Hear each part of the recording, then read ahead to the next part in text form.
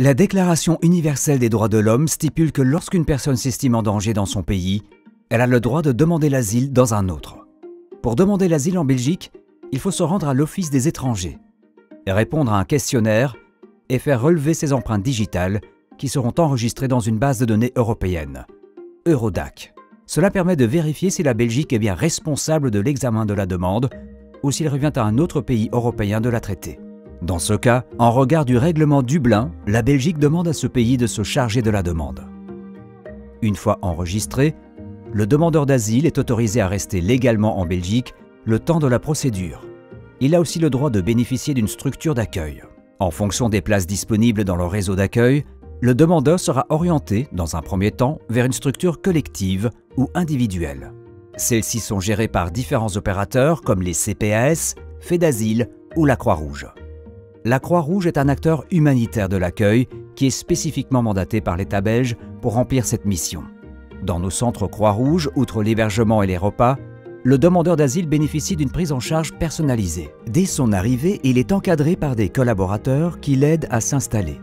Il se voit ensuite désigner un accompagnateur individuel qui veille à ce qu'il se sente en sécurité, propose des temps d'écoute et l'aide à mieux comprendre son nouvel environnement. Au bureau médical, on s'assure qu'ils reçoivent des soins adaptés à ses besoins. Au bureau social, on propose un suivi personnalisé en regard des étapes administratives et juridiques de la procédure de demande d'asile, sans toutefois avoir aucun rôle ou pouvoir d'action sur la procédure d'asile elle-même.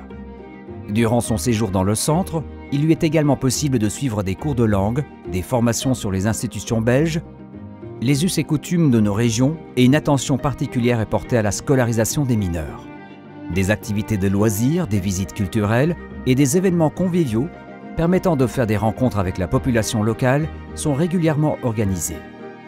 Tous ces éléments permettent de se stabiliser et d'envisager l'avenir le plus sereinement possible. Afin de préparer au mieux la suite de ces démarches, le demandeur est mis en relation avec un avocat qui peut l'aider à alimenter son dossier en mettant par écrit son récit de vie et en rassemblant un maximum d'éléments prouvant qu'il a des raisons de fuir son pays.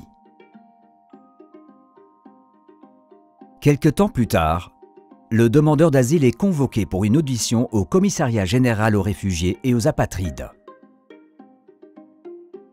Il devra expliquer les raisons pour lesquelles il a fui son pays et souhaite demander l'asile. Son récit est analysé en regard de la Convention de Genève de 1951 qui définit le statut de réfugié ou, dans certains cas, selon les critères permettant d'obtenir une protection subsidiaire. À tout moment, le demandeur d'asile peut choisir d'interrompre sa procédure et de bénéficier d'une aide au retour vers son pays. Après avoir analysé le dossier, le CGRA rend sa décision. S'il est négative, le demandeur reçoit un ordre de quitter le territoire. S'il est positive, le demandeur est reconnu en tant que réfugié ou bénéficie d'une protection subsidiaire et se voit délivrer un titre de séjour. Une fois ces décisions rendues, qu'elles soient positives ou négatives, la procédure prend fin, ainsi que le droit à l'accueil. Avec l'aide de l'équipe du centre d'accueil, le demandeur d'asile se prépare à quitter le centre et prend contact avec des services compétents selon sa situation. Si la demande est refusée, il peut décider d'entamer une nouvelle procédure d'autorisation de séjour, de retourner volontairement dans son pays. Parfois, il n'entrevoit pas d'autre possibilité que celle de rester sur le territoire irrégulièrement. Il a également le droit d'introduire un recours qui sera analysé par le Conseil du contentieux des étrangers. Si la demande est acceptée, il peut enfin s'installer et s'intégrer en bénéficiant des mêmes droits que les citoyens belges dans le respect de sa dignité humaine.